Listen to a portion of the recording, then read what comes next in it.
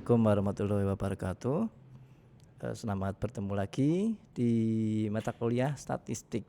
Nah, kali ini kita akan membahas materi yang berbeda di pertemuan ke-12.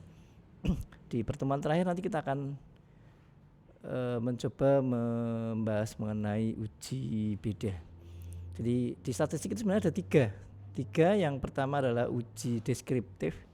Deskriptif itu di sebelum UTS. Jadi sebuah data kita hitung rata-ratanya, modus, kemudian simpangan baku dan sebagainya. Dan kesimpulannya hanya untuk sekelompok data. Itu dinamakan sebagai statistik deskriptif. Lalu analisis yang lain adalah yang kemarin kita sampaikan di pertemuan ke 10-11 apa 11-12 ya. Oh ya 10-11 yaitu uji pengaruh yang ujinya ada regresi dan korelasi ya. Kemudian yang ketiga adalah uji beda. Nah, uji beda ini ada tiga yaitu uji t-test, kemudian ANOVA, kemudian t-square. Di masing-masing ini juga nanti ada beberapa sub pembahasan. Yang t-test misalnya ada dua, yaitu sampel bebas dan sampel berkorelasi. Nanti kita lihat, sekaligus kita nanti membahas untuk ini hari ini. Di pertemuan ini kita akan bahas mengenai t-test untuk dua itu, baik sampel bebas maupun sampel berkorelasi. Kemudian yang pertemuan berikutnya nanti ANOVA, ada analisis varian satu jalur atau satu jalan gitu. One way ANOVA. Kemudian yang kedua adalah analisis varian dua jalan atau dua jalur. Di masing-masing ada yang referensi, ada yang menyebutkan satu jalan, ada yang menyebutkan satu jalur, dua jalan dua jalur. Kemudian one way ANOVA atau two way ANOVA saya pikir nggak masalah ya, itu hanya istilah. Kemudian nanti di pertemuan terakhir kita akan bahas mengenai t-square, masih sama di uji beda. Oke, kemudian karena kita akan membahas mengenai uji beda, maaf ya, perbedaan di antara ketiganya apa? Yang harus Anda perhatikan di sini sehingga nanti kita bisa memilih alat uji yang mana yang akan kita gunakan untuk uji ini. Kalau regresi mesti uji pengaruh. Bahasanya kemarin saya sampaikan mesti ada kata pengaruh ini terhadap variabel bebas terhadap variabel terikat.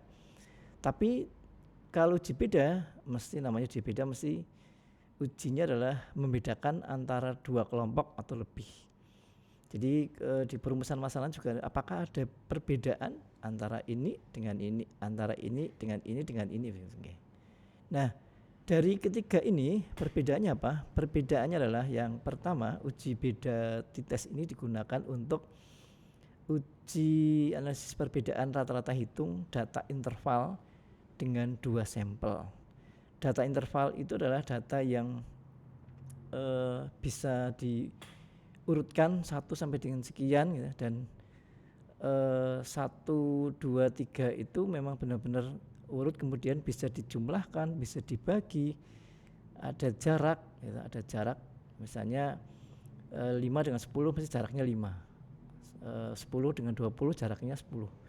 Jadi data itu bahkan nilai 0 itu bisa bermakna memang benar-benar nilainya 0 gitu ya. Tapi kalau yang nanti yang membedakan dengan nominal, maka angka 1 dengan nomor 2 itu hanya pembeda. Misalnya jenis kelamin laki-laki dan perempuan, untuk memudahkan analisis maka kita bedakan laki-lakinya 1 dan perempuannya 2, atau dibalik. Bahkan kemudian misalnya yang perempuan menjadi 1, yang laki-lakinya menjadi 2. Maka angka 1 dan 2 ini ya, sebenarnya hanya untuk membedakan. Nah, disebut sebagai data nominal. Jadi 2 itu belum tentu lebih baik daripada 1, laki-laki belum tentu lebih baik dari perempuan, atau perempuan belum tentu lebih baik dari laki-laki. Karena tujuannya adalah ya bukan itu, hanya untuk membedakan saja. Oh, kalau laki-laki kita beri angka 1 ya untuk pengguna analisis, kemudian yang perempuan kita gunakan 2 atau sebaliknya. Jadi boleh. Tapi kalau yang interval 1 ya 1 ya. Kecuali mungkin di beberapa data 1 dalam kurung jutaan, maka 1 itu mewakili jutaan. 2 dalam jutaan berarti 2 juta. Tapi sama, kalau 1 juta maka 2 juga 2 juta. Intervalnya sama semua terus. Ya, jarak. Nah, t-test dengan ANOVA ini hampir sama, hanya ada keterbatasan di t-test. T-test kita gunakan hanya untuk 2 sampel, sedangkan kalau sampelnya lebih dari 2 maka kita gunakan yang ANOVA. Ya, kita mulai untuk yang t-test, uji beda rata-rata, hitung data interval dengan 2 sampel. Ada 2, seperti saya sampaikan di awal tadi, t-test ini untuk sampel bebas, yaitu antara sampel 1 dengan sampel yang lain memang tidak ada kaitannya. Laki-laki dengan perempuan, okay. Data mahasiswa STS Surakarta dengan mahasiswa perguruan tinggi yang lain. Ya. Penduduk di kota Solo dengan penduduk di kota Jakarta misalnya, nggak ada kaitannya. Ya. Itu disebut sebagai sampel bebas. Tetapi berbeda dengan untuk yang sampel berkorelasi. Jadi sampelnya sama. Misalnya mahasiswa Surakarta, ya sampelnya itu. Tetapi kemudian dilakukan percobaan, dilakukan analisis dengan 2 kondisi yang berbeda. Jadi misalnya nanti ada sampel mahasiswa semester 2, ya, kemudian semester mahasiswa yang sama diuji pada saat dinilai pada saat semester 3. Ya, semester 3 dengan semester 4 gitu. Jadi ada 2 kondisi. Kondisi yang berbeda tetapi sampelnya sama, sehingga disebut sebagai sampel berkorelasi. Kalau sampel bebas, satu kelompok dengan kelompok yang lain akan kita analisis, tidak ada kaitan sama sekali. Ya. Ini kita mulai yang sampel bebas. Ya. Contoh ini misalnya tadi data karyawan sampel 1, yang kedua data mahasiswa, data pembeli di kota A dan data pembeli di desa, data nasabah bank A dan data nasabah bank Z sebagainya. Sama sekali tidak ada kaitannya gitu ya. Artinya memang secara logika ini tidak ada kaitannya, jadi tidak dipaksakan berhubungan gitu ya. Tetapi kita coba dengan kondisi tertentu. Contoh misalnya begini, pendapatan sama-sama pendapatan di kota dengan di desa itu sama-sama 1 juta, sama-sama 5 juta, itu apakah sama tidak? Ya, kinerja orang di desa, kinerja UMKM di desa, kinerja UMKM atau perusahaan di tingkat kota dengan penghasil yang sama, atau mungkin penghasilnya berbeda karena UMKM misalnya 10 juta, kemudian yang perusahaan nasional itu 1 juta.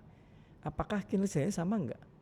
Belum tentu. Nilai nominal yang tinggi itu mencerminkan atau menggambarkan kondisi yang berlebih, belum tentu.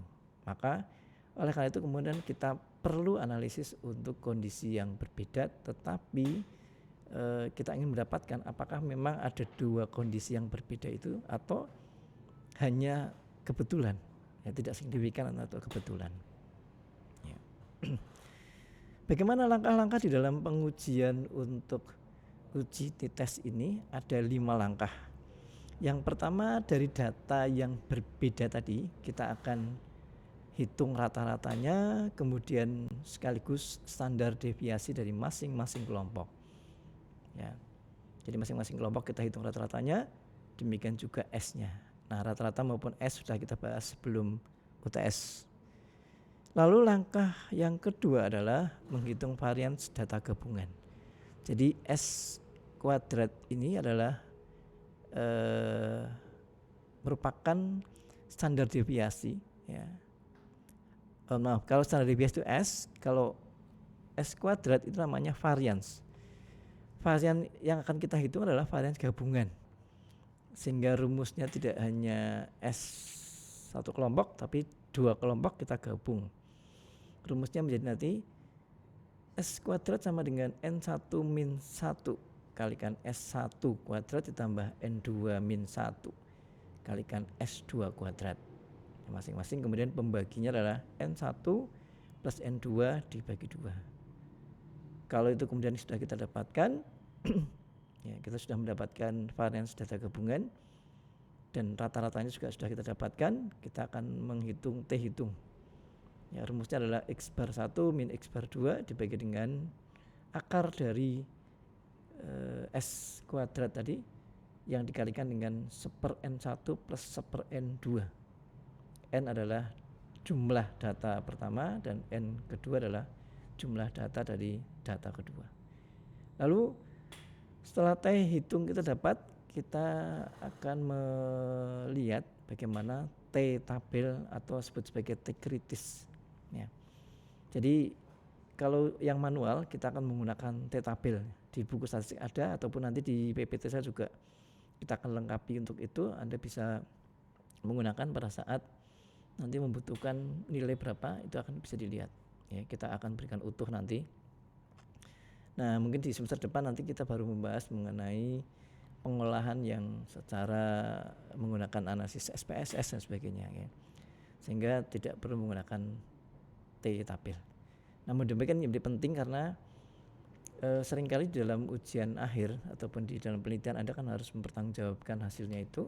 Bagaimana proses yang kemudian Anda dapatkan di perhitungan itu, mendapatkannya gimana, dan pada saat ujian skripsi itu Anda diminta untuk menceritakan panjang lebar mengenai proses pengerjaan analisis data, sehingga Anda tidak hanya diminta untuk membaca hasil SPSS, bahkan kalau hasil pengujian computerized itu diserahkan ke orang, ya, kita kerjakan dengan menyewa orang lain, ya, nggak masalah, selesai. Tetapi yang penting Anda bisa membaca dan tahu bagaimana mendapatkan data itu.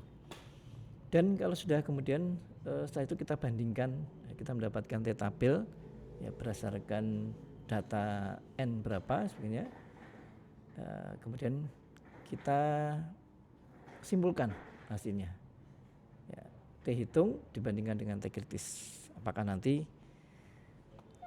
memang ada perbedaan atau tidak ada perbedaan. Ya, kita mulai dengan contoh, ya.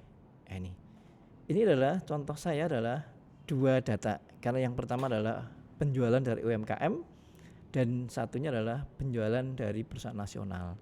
Dan sengaja saya berikan contoh bahwa data di masing-masing ini tidak sama termasuk jumlahnya. Jadi katakanlah yang penjualan UMKM itu 6 bulan, kalau di penjualan perusahaan nasional hanya data dari 5 bulan. Ya. Ini sekedar contoh saja karena nanti di dalam perhitungan itu supaya Anda bisa memperhatikan bahwa ternyata ada N pembaginya yang berbeda antara kelompok 1 dan kelompok yang 2. Nah, permasalahan yang harus dipecahkan berkaitan dengan data ini adalah yaitu apakah terdapat perbedaan yang signifikan antara penjualan UMKM dengan penjualan dari perusahaan nasional. Apakah terdapat perbedaan yang signifikan? Ya. Signifikan itu apa? Signifikan itu maknanya adalah berarti. Jadi ada keberartian atau memang benar-benar ada perbedaan begitu ya. Lawannya adalah secara kebetulan. Jadi kalau faktornya hanya kebetulan saja, ini nggak sengaja begitu ya. Nggak sengaja itu berarti tidak signifikan. Jadi kata signifikan adalah kondisinya memang benar-benar terjadi begitu signifikan. Karena memang ada perbedaan, ada hubungan, ada kondisi yang saling berpengaruh, namanya signifikan. Langkah pertama menghitung rata-rata, ya, di masing-masing. Jadi kita contohkan di UMKM 1, ya.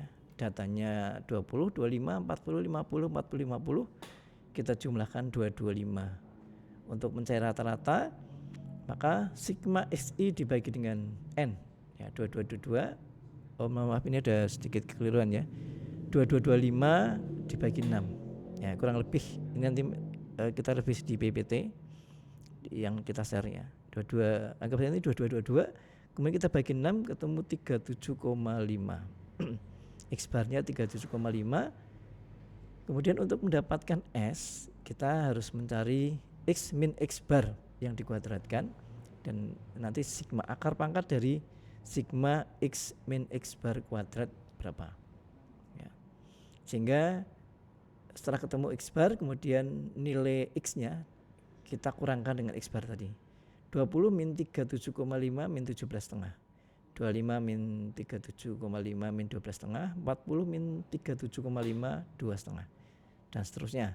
Kemudian dikuadratkan, 2,5 menjadi 6,25 ya, 12,5 menjadi 156,25. Kemudian kita sigmakan, kita jumlah, ketemu 787,5. Nah, kembali ke pembahasan standar deviasi di sebelum UTS.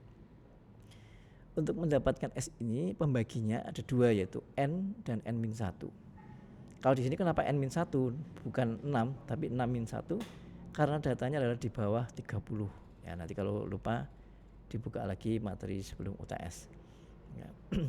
Pembaginya 6-1 sehingga kemudian mendapatkan standar deviasi atau simpangan baku 12, sekian ya. Langkah yang sama dilakukan untuk perusahaan nasional. Di situ ketemu X barnya 450 dibagi 5. Kemudian S-nya 14.920 dibagi 5-1. Dibagi dulu baru di akar pangkat. Ketemunya 61, sekian. Ya. Langkah kedua sekarang menghitung varian ya, atau simpangan baku yang dikuadratkan tapi merupakan dari dua-duanya. Dari rumusnya ini ya, S kuadrat sama dengan N1 min 1 kalikan S1 kuadrat tambah N2 ya, min 1 kalikan S2 kuadrat dibagi N1 plus N2, tinggal masukkan saja. Data pertama 6, N1 6 kurangi 1, kemudian S1 kuadrat tadi 12 sekian ya. Ini dikuadratkan dulu, kuadratkan 12 sekian dikuadratkan dulu baru dikalikan dengan 5. Oke, ini di bawah sudah saya tulis ya. Jadi ketemu 157,5 baru dikalikan dengan 5. Demikian pula yang kanan, 61 sekian dikuadratkan dulu baru dikalikan dengan 4. Nah, ini nanti ini 5 kalikan 157,5 ketemu 787,5, kemudian 4 kalikan 3730 ketemu 14.920. Ini ditambahkan dibagi 9 ya. Ya ini varian tapi varian gabungan, jadi S kuadrat tapi dari dua data ya, baik yang UMKM maupun yang perusahaan nasional. Oke, langkah kedua kita sudah mendapatkan varian. Kemudian langkah ketiga adalah mencari nilai T hitung ya. T hitung berarti dari data ini nanti berapa, sedangkan T tabel atau T kritis itu dari tabel. Nanti kalau untuk analisis yang menggunakan computerized, kita tidak perlu menggunakan T tapi menggunakan P, nilai P. T hitung rumusnya X bar 1 min X bar 2 dibagi dengan akar pangkat S kuadrat gabungan tadi dikalikan dengan 1/N1 per 1/N2. Kita masukkan aja datanya, 37,5 min 96 dibagi dari 1745, sekian kalikan 1/6 plus 1/5 ya. Anda jumlahkan dulu 1/6 tambah 1/5 kemudian dikalikan dengan 1745,278 sehingga mendapatkan 639 sekian. Itu kemudian di akar pangkat ya, lalu menjadi pembagi 58,5 atau 58,5 dibagi dengan akar pangkat dari 639. Ketemunya minus, nggak masalah ya. Lalu langkah keempat, kita akan menentukan T kritis atau T tabel dan sekaligus nanti akan menentukan keputusannya bagaimana ya, apakah ada perbedaan atau tidak. Keputusan dilakukan dengan membandingkan nilai T hitung dengan T tabel atau T kritis dengan kriteria bahwa nilai T hitung jika lebih besar atau sama dengan T kritis ya, maka menunjukkan ada perbedaan. Tapi jika nilai T hitung lebih kecil daripada T kritis atau T tabel, lebih kecil ini ya, lebih kecil, maka tidak ada perbedaan. Nah, tergantung nilainya ya. Nah ini tabel T ya, di buku statistik banyak, tapi nanti kita akan share juga tabel ini secara utuh di Google Classroom ya. Nah, kita lihat coba ya. Bagaimana mencari tabel T kritis ini? Kita akan ada beberapa pilihan, yaitu menggunakan tingkat signifikansi 1%, 5%, 10%. Apa itu signifikansi tadi sudah saya sampaikan. Kemudian ada 1%, 5%, 10%. Ini sebenarnya berasal dari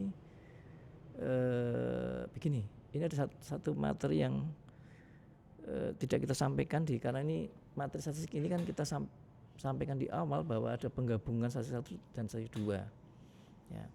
Sehingga ada beberapa materi yang saya anggap terlalu panjang tidak kita sampaikan. Tapi untuk mendapatkan 1% ini adalah jadi di dalam penelitian riset apapun ya, itu kan mestinya kita meneliti mengenai misalnya vaksin ini yang bagus adalah 100% itu ampuh ya, 100% bisa menjadi daya imun yang luar biasa bagi seorang yang disuntik vaksin gitu ya. Tetapi kan namanya penemuan satu hal itu kemudian belum tentu, nyatanya memang tidak bisa, kenyataannya tidak selalu bahwa orang yang disuntik vaksin mereka menjadi daya tahannya lebih bagus. Nah, dari hasil penelitian sekian banyak peneliti itu mengatakan bahwa vaksin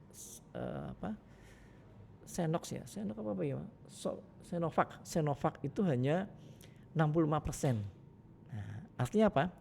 Berarti 35% itu ada tingkat kekurangan gitu ya, Jadi ketepatannya itu hanya 65%. Nah, itu yang sudah di real gitu ya. Tetapi kalau untuk penemuan penelitian yang lain itu mestinya seyogianya adalah tingkat kesalahannya semakin kecil. Termasuk yang misalnya kita hanya menguji perbedaan, melihat persepsi sebagainya, menguji eksperimen tertentu, tingkat kesalahannya harus kecil. Kalau 1% maka tingkat kesalahannya 1% dalam satu penelitian. Kalau 0,5 atau 5% berarti ya diperbolehkan tingkat kesalahannya 5%. Kalau 10% ya 10%. Apakah 1%? Ya kalau saya pikir penelitian itu nggak bisa 100% betul. Ya, ada batas toleransi kesalahan ini. Ya. Kita akan lihat untuk yang 1% bagaimana. 1% atau 0,01. Kemudian rumusnya T tabel adalah alfa 0,01. Ini alfa ya, alfa dari N1 plus N2 kurangi 1. Jadi 6 tambah 5 kurangi 1 ya, 11 kurangi 1 jadi 10 ya. Ya. Maka kita akan melihat di alfa 0,01 ini dari tabel T yang di atas sih, di bagian kolom ada 0,10, 0,05, 0,025 sampai dengan 0,01. Saja kita akan lihat yang 0,01 ya, kemudian ke bawah ini yang di kolom pertama itu DF, degree of freedom ya. Jadi ini berkaitan dengan N-nya, N tetapi tadi N adalah N2, N1 plus N2 kurangi 1, 10 kita cocokkan di atas 0,01, di sini 10 ketemu 2,764. Dengan langkah yang sama, kalau kita akan menggunakan tingkat kesalahan 5% ya, nanti 0,05 dari N1 plus N2 kurangi 1 sama ya. Maka di sini 10 ke sana 0,05 ketemu 1,812. Demikian juga yang 10% ya, ketemu 1,372. Sehingga kita akan mendapatkan 3 kemungkinan. Ya, 3 kemungkinan.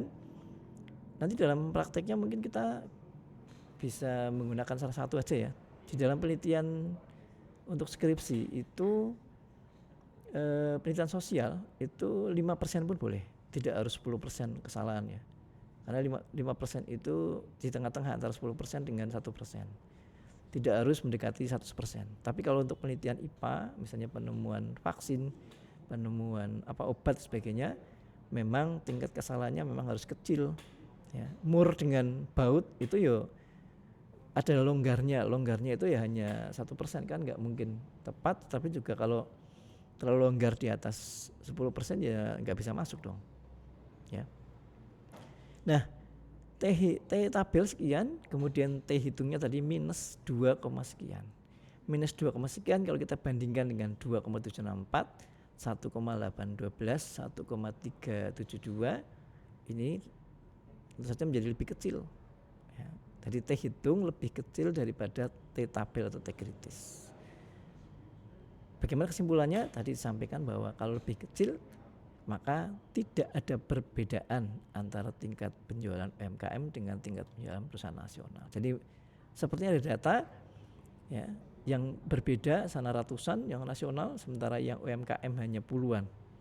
Tapi setelah kita cek dengan uji beda, ternyata tidak ada perbedaan. Jadi kita nggak bisa mengatakan bahwa yang lebih produktif perusahaan nasional jumlahnya lebih banyak.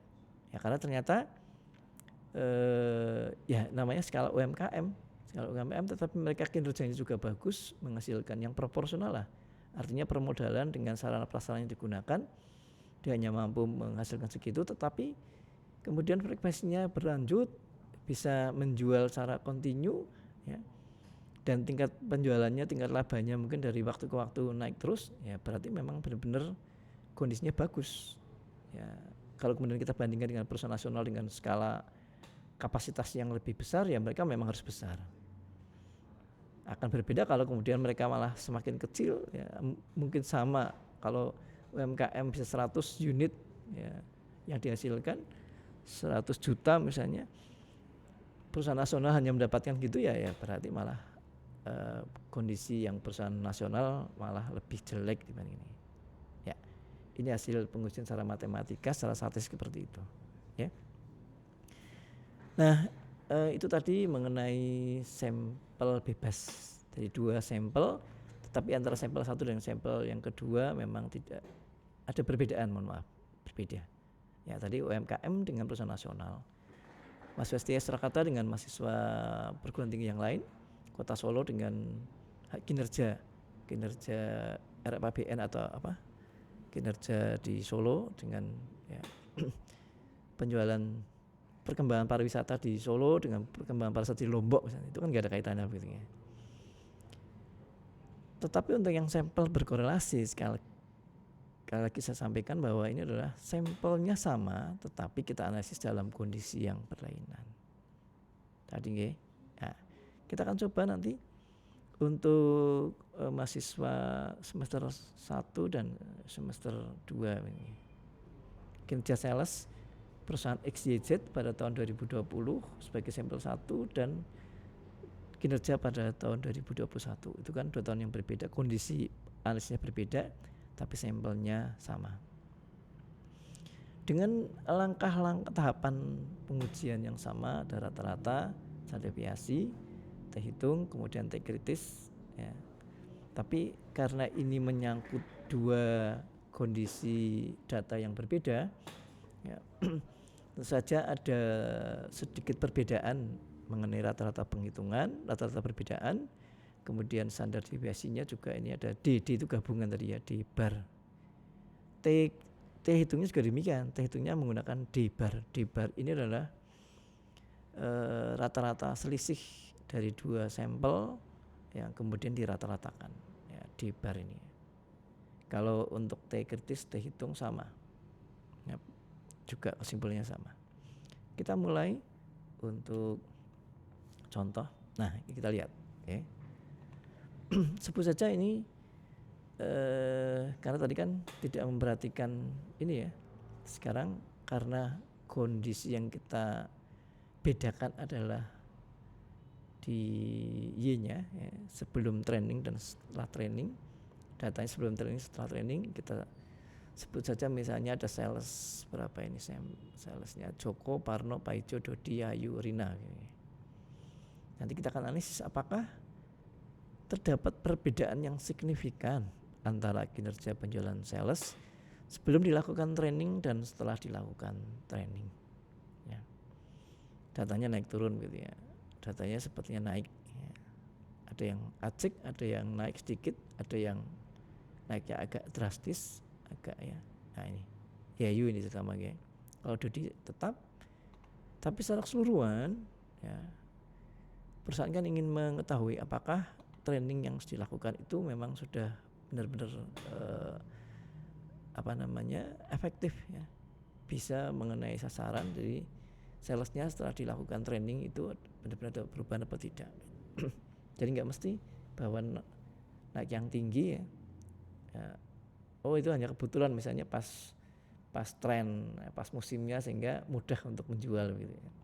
Tapi yang justru yang pada masa sulit atau kondisi apapun dia bisa melakukan lebih baik dari sebelumnya, itu yang berarti ada perbedaan. Oke. Untuk masing-masing ya, setelah training dan sebelum training kita balik ya, karena ini kondisinya adalah setelah training dan sebelum training, maka kita balik datanya ya. Akan lain misalnya kinerja sales di Solo dengan di Jakarta, tapi orangnya sama gitu ya, atau tapi kalau periode kita balik, bulan ini dengan bulan depan kita balik, maka kita yang sebelah kiri menjadi setelah training, kemudian yang kanan sebelum training, supaya nanti memudahkan di perbedaan ini ya. Nah, karena yang kita cari adalah rata-rata perbedaan, maka menjadi ini X2 min X1 ya, X2 min X1 ini ya, 45 kurangi 20 25, 50 kurangi 25 25, 35 kurangi 40 min 5, 50 kurangi 50 0 ya. Sigma dari D bar ya, atau D ini ya, karena D bar itu kan seperti hanya rata-rata kan, jumlah dibagi dengan jumlah komponen ya.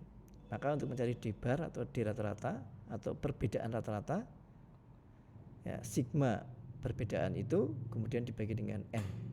Jumlah datanya tadi kayak berapa? Joko, Parno, Paicop, Dodi, dan Yayu ya, ada 5 orang.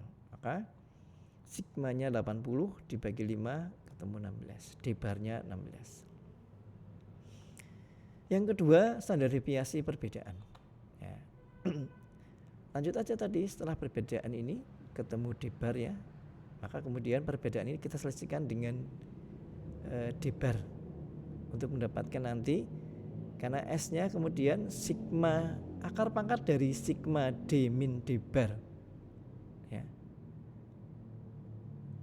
dikuadratkan kemudian dibagi dengan N min 1 ya. Ini D barnya 16 tadi ya, kemudian D min D bar 25 min 16 9, min 5 min 16 min 21, 0 min 16 min 16, 35 min 16 19 ya. Kemudian dikuadratkan 9 kuadrat 81, min 21 kuadrat 441, min 16 kuadrat 256, 19 kuadrat 361. Kita jumlahkan 120. 10 kemudian dibagi N min 1, jadi dibagi 5 min 1 4. Ketemu 30 di akar pangkat ya, akar 30 menjadi 5,4772 ya. Rata-rata perbedaan sudah, standar deviasi sudah. Lalu yang ketiga menentukan nilai T hitung. T hitung rumusnya adalah D bar dibagi dengan S per akar N ya. D barnya tadi berapa tadi, D barnya ini sudah diketahui ya, D barnya 16, kemudian S nya adalah 5,4772 dan akar N nya 5, berarti akar N nya akar 5 ya, sehingga T sama dengan 16 per 5,4772 dibagi dengan akar 5 ya. Setelah kita hitung ini ya, silakan di akar dulu, kemudian 5,4 dibagi dengan akar itu, baru 16 dibagi akar itu ya, ketemu 6,5320. Sudah ketemu T hitung, tentu saja sekarang kita mencari T kritis atau T tabel ya. Hampir sama tadi ya. Nah, kalau sampelnya sama maka hanya N-1. Tapi kalau yang sampel bebas tadi ada 2 sampel, maka N1 plus N2 kurangi 1. Tapi kalau ini hanya cukup N-1, sehingga pada saat signifikansinya 1% atau 0,01 ya, dari N-1 dari 5-1 4 ya. Atau T 0,01 dengan N4 ya, N4 ini kita cari degree of freedom-nya 4, kemudian yang sebelah kanan T 0,01 ke bawah ketemu 0,3747. Dengan cara yang sama untuk yang 5% ya, 5-1 kan 4 ya. Demikian juga untuk yang ya, tapi ini 0,05 ya, bukan 0,01 tadi ya. Kemudian ketemu 2,132. Sedangkan yang 10% ya berarti T-nya adalah 0,10, 0,10. N-nya sama masih 4. Ketemu 1,533. Ya. Nah, sudah mendapatkan T kritis, T tabel, demikian juga T hitung, maka langkah terakhir adalah kita mengambil kesimpulan. Ya. Sekali lagi kalau lebih besar atau sama dengan T kritis atau T tabel, maka ada perbedaan antara kondisi pada saat sampel 1 ya, dengan kondisi di yang kedua. Tapi jika lebih kecil maka tidak ada perbedaan. Nah, setelah kita bandingkan T kritisnya tadi 3,742, kemudian yang 0,05 2,132 dan yang 10% 1,533. T hitungnya adalah 6,5320. Ini nilainya lebih besar dari T kritis atau T tabel. Ya. Kesimpulannya apa? Ya, nilai itu kan 6,53 dibandingkan 3 besar mana? Besar 6. 6,53 dibandingkan dengan 2,132 besar mana? Besar 6,53. 6,53 20 dibandingkan dengan 1,533 besar mana? Besar 6,5320. Ya, karena T hitung lebih besar daripada T kritis atau T tabel, maka kesimpulannya adalah ada perbedaan yang signifikan antara kinerja penjualan sales sebelum dilakukan training dan setelah dilakukan training. Ya. Atau kinerja penjualan setelah training lebih baik daripada sebelum training. Ya, tapi kesimpulannya yang utama adalah memang benar-benar ada perbedaan yang signifikan, bukan karena kebetulan, karena trennya memang lagi in, tentu saja banyak yang laku misalnya, tidak, tetapi salesnya luar biasa misalnya. Memang perjuangannya luar biasa, ada mungkin lebih kreatif, lebih agresif, ya. Lebih bisa menjangkau semuanya, ya. Lebih aktif dibandingkan dengan kondisi sebelum ada training. Ada perubahan-perubahan, mungkin caranya juga, teknik pendekatan sebagainya. Ya, itu kalau secara teori. Tapi kalau secara matematika, secara analisis statistik, ya kita memang harus menghitung dengan kondisi tadi. Ya, jadi seringkali orang-orang kuantitatif memang kecenderungannya ya harus buktinya mana, gitu ya. Buktinya, oh dia lebih bagus kok daripada mana buktinya, gitu. Nah, jadi kan seringkali orang harus membuktikan. Ya, kalau kemarin saya mendapatkan 10, sehingga saya mendapatkan 20. Ya. Oh, ya. Berapa jam dia? Cepet kok. Nah, cepet berapa jam? Ya, dari jam 10 sampai jam 2 selesai. Ya. Berapa itu? 4 jam. Ya, yang satunya 10 sampai jam 3. 5 jam. Jadi ya dengan angka-angka, dengan kuantitatif ini, data yang sifatnya kuantitatif, ya, orang biasanya akan lebih bisa menerima dibandingkan dengan hanya deskriptif atau menggunakan kata-kata. Oke, itu yang bisa saya sampaikan, ya. Dan mungkin akan saya ulas kembali bahwa di uji beda ini, ya, ada dites ya tadi ya, dites ini hanya untuk 2 sampel. 2 sampel. Ya, kalau ANOVA nanti sampelnya lebih dari 2. Ya. Kalau G-square itu beda lagi nih, datanya data-data nominal, data yang kualitatif jenis kelamin, ya, tinggi Kalau tinggi badan enggak ya. Misalnya sifat-sifat pemarah, egois, misalnya itu yang kualitatif.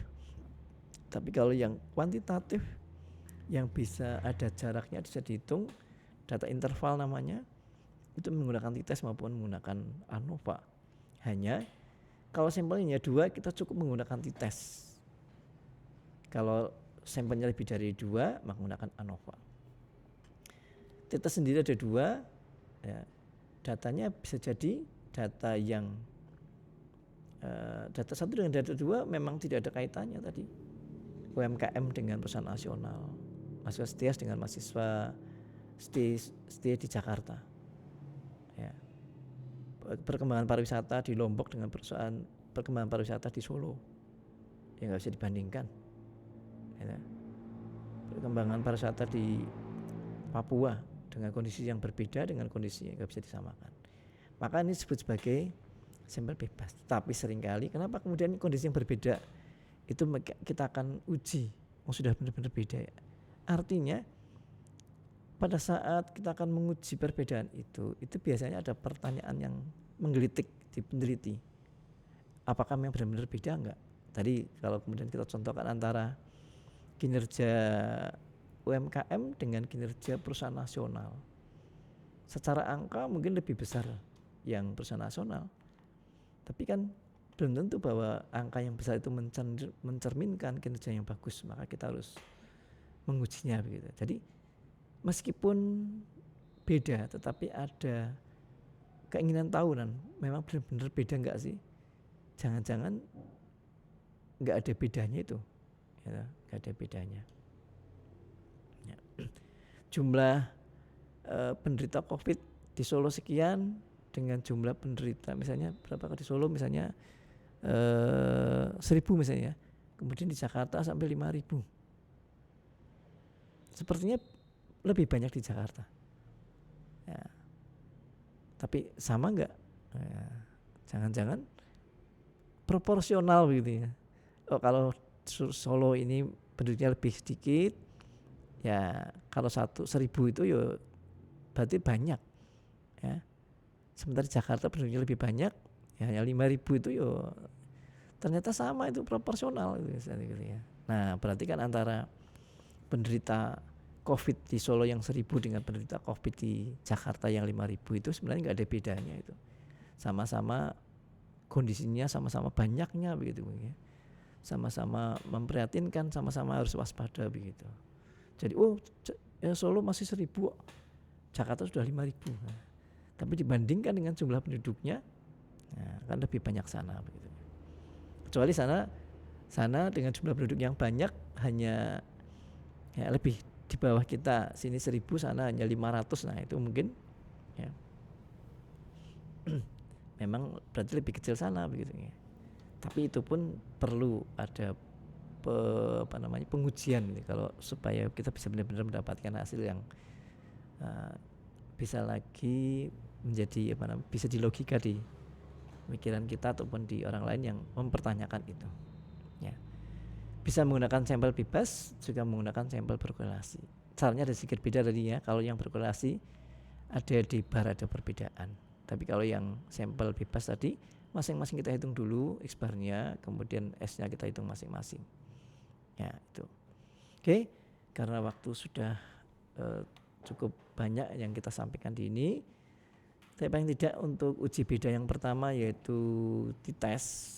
Sebelum nanti kita lanjut di uji beda ANOVA dan T-square, kita akhiri pertemuan ini.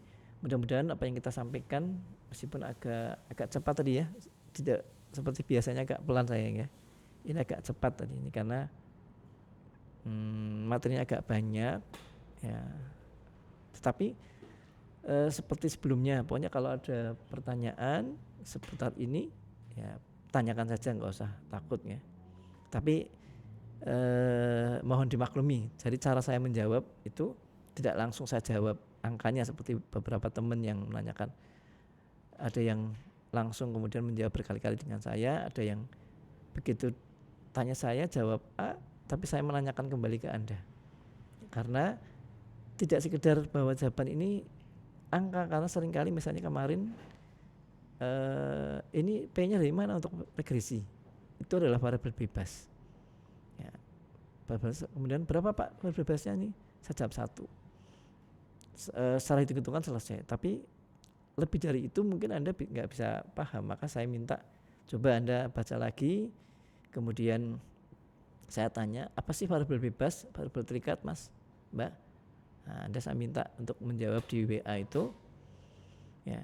Kemudian kalau sudah ketemu bebas ini, nah sekarang contoh yang saya sampaikan di latihan itu, mana bebas, mana terikatnya, saya minta lagi ke Anda harus menjawab lagi.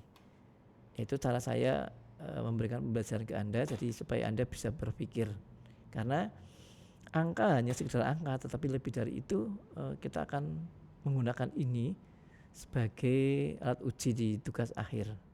Ya, kalau Anda nggak tahu antara pisau dengan silet, gitu ya, nah kan bisa di logika, bisa di rasio. Ya, itu pentingnya kan memahami suatu alat uji. Ya, kalau pisau jelas, pisau dengan silet kelihatan, tapi kalau alat uji kan mungkin saya membaca di buku statistik itu bisa berkali-kali untuk memahami itu. Ya, saya pikir cukup. Terima kasih. Assalamualaikum warahmatullahi wabarakatuh.